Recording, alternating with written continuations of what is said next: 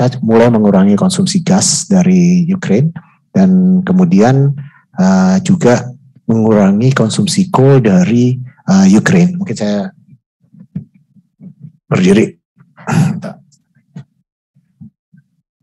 Jadi kalau kita lihat di sini, Europe ini sangat tergantung oleh yang namanya gas dan batu bara dari Ukraine, dari Rusia. Oleh karena itu dengan invasi tersebut, negara-negara Eropa memutuskan untuk menghentikan yang namanya gas dan juga batu bara dari Rusia. Oleh karena itu yang sangat menarik bahwa kebutuhan batu bara di Europe dipenuhi oleh negara Amerika Serikat, Kolombia dan South Africa. Jadi memang kebutuhan ini bisa dipenuhi oleh oleh South Africa, Kolombia dan Amerika. Dan mereka secara bertahap mengurangi konsumsi gas dari Rusia. Nah, akibatnya apa? Akibatnya selama ini coal yang kita tahu dikirim oleh South Africa ke Asia itu beralih ke market Eropa. Akibatnya apa? Harga semakin tinggi.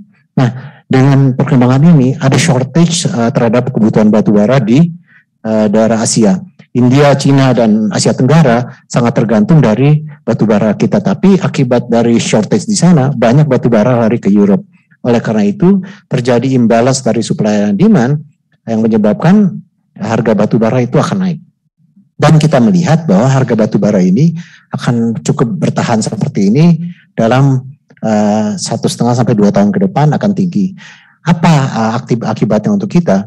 Yang pertama itu adalah akan terjadi shortage dari alat-alat berat karena seluruh negara pada hari ini akan memberikan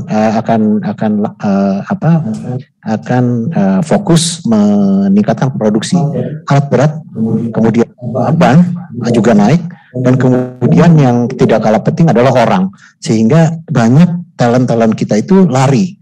Nah, oleh karena itu sangat penting untuk kita terus memberikan yang terbaik kepada talent kita, karena experience operator, experience team di tambang itu sekarang dicari di seluruh dunia.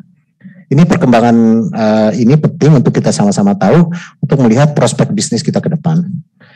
Nah, kalau kita lihat fluktuasi harga batu bara, ya itu commodity super cycle. Dari halaman ini bisa kelihatan sebetulnya bahwa harga batu bara di tahun 2021 akhir sampai dengan hari ini itu adalah spike super cycle yang kalau kita bandingkan dengan harga batu bara di 13-14 tahun sebelumnya, ini adalah anomali. Dan untuk seluruh pemain batu bara harusnya bisa paham bahwa situasi ini itu tidak sustainable untuk jangka panjang. Oleh karena itu kita melihat bahwa eventually harga batu bara akan turun kembali dalam waktu 1 sampai 2 tahun ke depan. Sangat tergantung dari perkembangan yang tadi, yaitu perkembangan di Rusia, perkembangan Rusia dan China. Kalau kita baca setiap hari kelihatannya dinamikanya masih agak menarik dan cenderung akan berlarut-larut gitu ya. Nah, ini harga batu bara perlu kita lihat karena harga batu bara ini sangat mempengaruhi supply and demand coal dan juga kebutuhan perangkat, karena bisnis kita didrive oleh dua area, yaitu yang pertama adalah batu bara itu sendiri, yang kedua adalah kontraktor batu bara itu. Nah, kemudian kalau kita lihat sekilas perseroan mudah, kita bisa baca di website kita, ini adalah bisnis kami gitu ya, yang namanya ABM itu fokus on value chain. Kemudian ini adalah resource capability kita memiliki lebih dari sekarang ini kira-kira 8.500 orang bekerja untuk grup kami yang seluruh Indonesia di 21 provinsi di seluruh Indonesia. Nah, ini adalah bisnis model kami yang sudah kami terapkan 3 tahun terakhir. Artinya apa? Mempermudah menggambarkan bagaimana ekosistem seluruh anak perusahaan ABM itu in one picture bisa menggambarkan keterikatan satu sama lain. Misalnya yang penting kita lihat di sini, kenapa sih kita selalu mencari tambang-tambang baru? Yaitu karena itu mendrive growth seluruh ABM. Demikian juga si mining contractor akan memberikan pertumbuhan yang signifikan sekali untuk grup kita. Nah, kalau kita lihat di sini ada 2 area growth. Kalau kita beli tambang atau yang namanya contracting kita tumbuh, seluruh anak perusahaan ABM akan tumbuh. Nah, itu area kita, fokus kita semua pada hari ini. Nanti kita bisa kembali lagi ke sana. Tinjauan operasional, kalau kita lihat ya, tambang batu bara kita memiliki batu bara di reservoir, naik terus volumenya, volume produksinya itu naik terus sesuai dengan permintaan pasar. Dan kemudian mengenai kontraktor tambang kita juga naik terus volumenya dari 90 juta, 139 juta dan terakhir 178 juta di tahun 2021.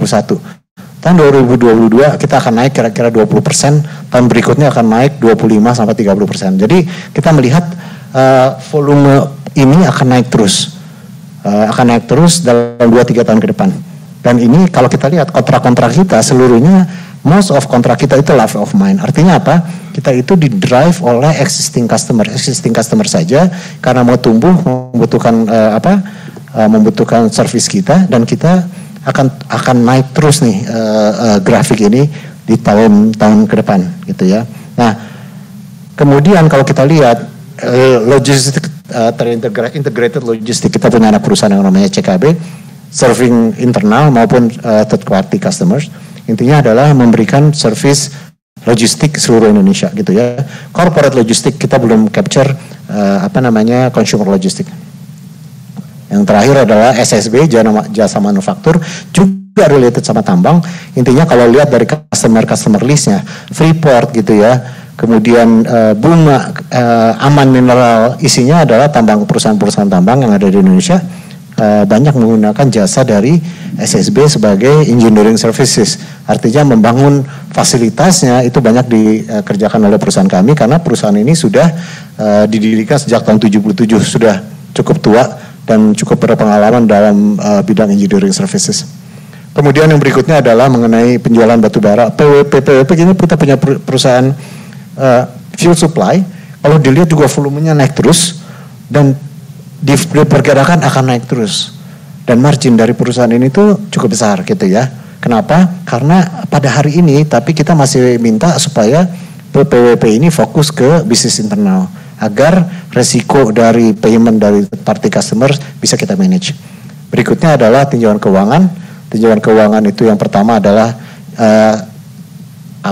net income kita untuk pertama kalinya menembus $1 miliar, dan kita perkirakan net income ini akan bisa terus naik gitu ya.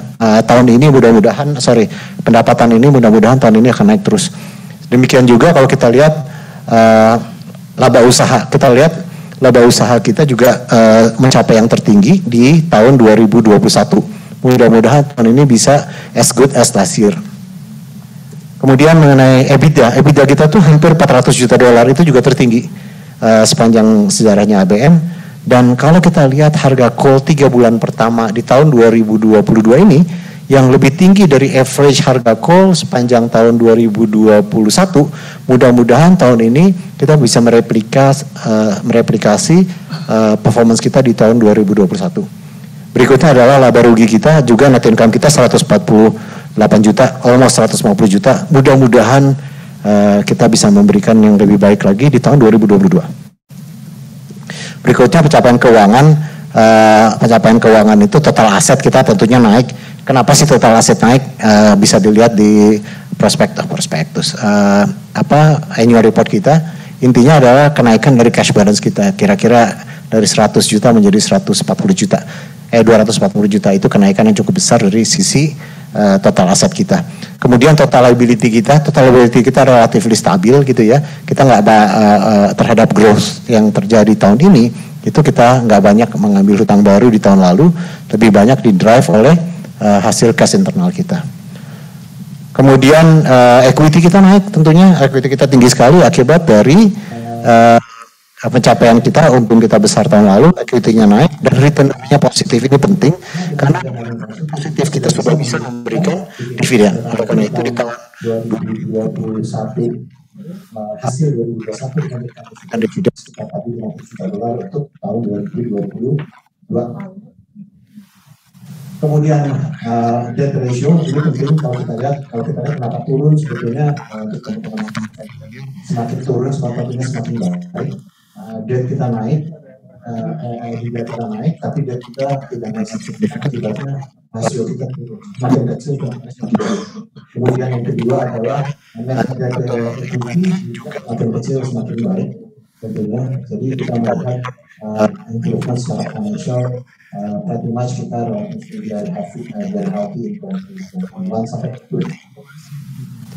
strategi 2022 kita akan coba copy apa yang sudah kita lakukan di 2021. Kemudian yang pertama adalah sebenarnya apa? Seperti saya sampaikan tadi, itu kita banyak kita di-drive oleh yang namanya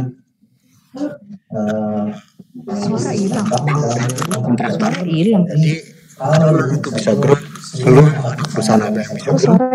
Yang berikutnya adalah volume ada kok. Nasional tentu financial itu baru bisa baik kalau secara operasi bisa. Audio di Zoom error. Jadi operation itu financial lebih much. Tolong dikoreksi. Kemudian kenapa ini berkelanjutan? Di situ kita tahu seperti saya sampaikan tadi, harga batu bara tidak akan selamanya berada di atas. Pada saat nanti harga batu bara suaranya nggak bagus. Kita harus mempersiapkan pada saat penurunan harga batu bara, performance kita tetap baik. Dan kemudian yang terakhir adalah kita menambah cadangan batu bara. Penting sekali untuk kita menambah, seperti kita bilang tadi, kita di-drive oleh komoditi. Nah, untuk itu sudah sekitar 7 tahun kita mencari. Pada hari ini reserve kita itu akan menurun karena setiap hari kita produksi. Pada saat kita bicara hari ini pun operasi tambang kita itu 24 jam dan kita terus mengeluarkan batu gitu ya. Oleh karena itu kita harus mencari replacement dari cadangan batu bara ini. Dan kalau kita lihat nggak mudah mencari tambang batu bara baru, terutama karena harganya yang sedang melambung tinggi. Ada beberapa tambang yang sedang kita lihat sudah kita negosiasikan beberapa waktu yang lalu, namun akibat dari harga yang begitu tinggi, margin per ton batu bara itu sangat tinggi hari ini sehingga lebih cenderung mereka menahan. Tapi jangan khawatir, kita sedang bicara dengan 5 pihak gitu ya.